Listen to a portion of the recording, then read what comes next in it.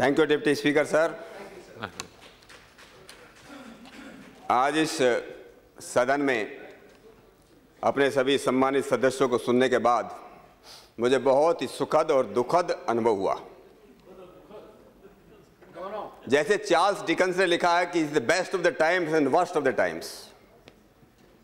देश के सब जनप्रतिनिधि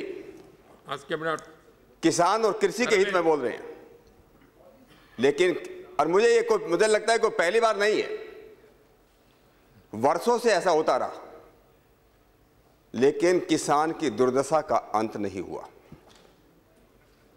महात्मा गांधी कहते थे कि देश के प्रत्येक प्रेमी का सबसे पहला कर्तव्य है कि गांव में रहने वाला किसान और गांव उसका पुनर्निर्माण हो,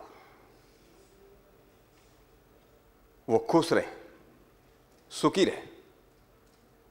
लेकिन महात्मा गांधी के 1936 में 1936 में he wrote in the Harijan magazine, इसका कोई प्रभाव हमारी सरकारों पर नहीं हुआ। मेरे कई साथियों ने कई सर्वों का जिक्र किया।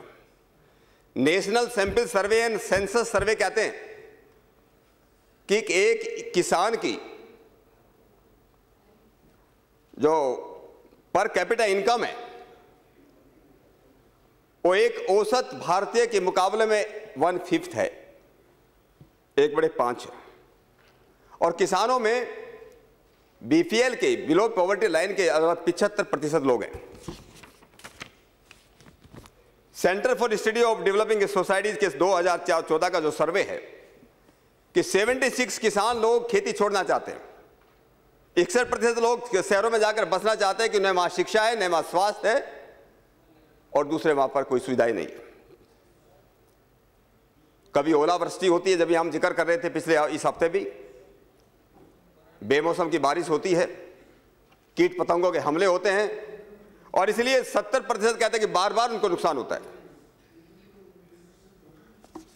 इतना होते हुए भी हमारी सरकारों ने पिछले कई दशकों में हम एमएसपी लाए, मिनिमम सपोर्ट प्राइस लाए, हम मार्केट इंटरवेंशन स्कीम लाए, हम commission for agriculture cost and price लाए, हम नेशनल कमीशन ऑन फार्मर्स किसान आयोग लाए, जिसको डॉक्टर स्वामीनाथन का बोलते हैं।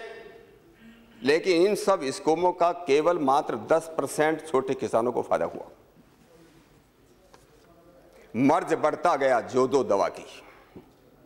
अध्यक्ष महोदय, प्रतिदिन 43 से लेकर के 45 लोग रोज आना आत्महत्या करते हैं। 15 से 16 हजार लोग हर साल किसान आत्महत्या करते हैं। एक शायर ने बहुत बढ़िया बात की, किसानों में बड़ी फिट होती। किस्तों में कत्ल हुआ है, किस्तों में कत्ल हुआ है किसान का इस तरह, किस्तों में कत्ल हुआ है किसान का इस तरह। खंजर बदल गए, खंजर बदल गए, कहीं कातिल बदल गए, खंजर बदल गए, कहीं कातिल बदल गए।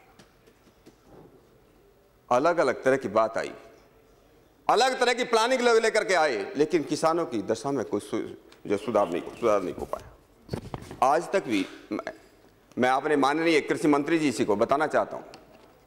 कुछ दिनों पहले मैं पूसा इंस्टीट्यूट के अंदर एक इनफॉर्मल मीटिंग के किसानों के साथ, अपने वैज्ञानिकों के साथ, कृषि वैज्ञानिकों के साथ, उन्होंने कहा अभी तक इस देश के अंदर जमीन, जंगल और पानी, उसका कोई वैज्ञानिक सर्वे नहीं हुआ। ज्यादातर हमारे जो डेटा है वो टेबल सर्वे। हम फील्ड में जाते नहीं, बहुत से लोग फील्ड में नहीं जाते। पहली बार है हमारा भारतीय जनता पार्टी की सरकार ने पहली बार सोइल हेल्थ कार्ड की बात की है। ये बहुत ही स्वागत योग्य बात है। लेकिन पिछले लगभग 10 वर्षों के अंदर 17.5 करोड़ हेक्टेयर जमीन बेकार हो चुकी है। 14.1 हेक्टेयर करोड़ जमीन ही खेती योग्य बची। 4 सालों में 2007 से लेकर 2011 तक 20 राज्यों ने यह रिपोर्ट की है कि लगभग 8 लाख हेक्टेयर जमीन उनकी कम हो गई है, जमीन की उर्वरा शक्ति कम हो गई। बीज बिकते हैं, कहते हैं बीज में 30% नकली है। फर्टिलाइजर, रासायनिक खाद में लगभग 30 से 40% नकली है।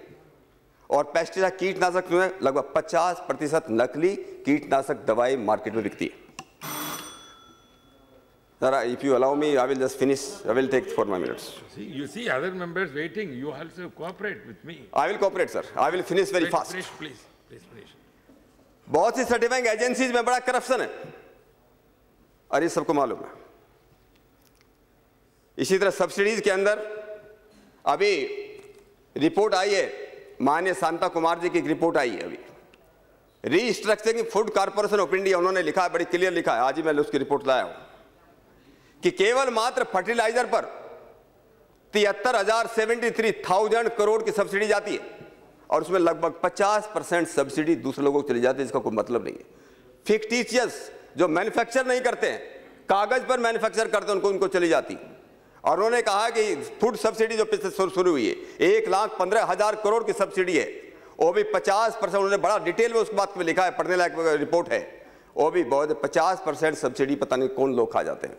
और उन्होंने ये सजेशन दिया है कि अगर किसान को डायरेक्ट सब्सिडी पर हेक्टेयर 7,000 रुपए दे देंगे तो इस सब्सिडी को कर सकते हैं। Sir, I will just, sir you just allow me sir, I will just take बहुत important suggestions I am giving sir. Conclude please. I am just करेंगे। किसानों के बारे में, एमएसपी के बारे में बताना चाहता हूं कि हमारा जो एमएसपी है, ये पहले भी बात आई है कि हमारी एमएसपी अभी भी वर्ल्ड में, दुनिया में सबसे कम है। पाकिस्तान और बांग्लादेश भी हमसे ज्यादा एमएसपी देते हैं। हमारा जो CACP, हमारा जो कमीशन है, commission for agriculture cost and price, वो ऑटोनोमस स्वायत्त होना चाहिए और गवर्नमेंट के अंडर में डायरेक्ट रहेगा तो ठीक से उसको कैलकुलेट नहीं कर पाता है। हमारा FCI के बारे में लिखा है उसकी खरीद ठीक नहीं है। मैं ये निवेदन करूंगा माननीय कृषि मंत्री जी यहाँ बैठे हैं कि हमारी MSP कम से कम 1 साल पहले घोषित होना चाहिए। किसान तय करेगा उसे फसल बोनी है, गन्ना बोना, गेहूं बोना, धान बोना कि नहीं बोना, ताकि उसको बता करें। मेरे क्षेत्र के गन्ने के भुगतान पिछले अब तक 160 करोड़, लोगों की शादियां जो पिछले सैकड़ों कैंसिल हो गई। एक मैं निवेदन करना चाहता हूं कि पूरे देश के अंदर नेशनल और स्टेट चेन्स, वेयर हाउसिंग की चेन होनी चाहिए। आज 35 से 40% हमारी सब्जियां और फल जो खराब हो जाते हैं।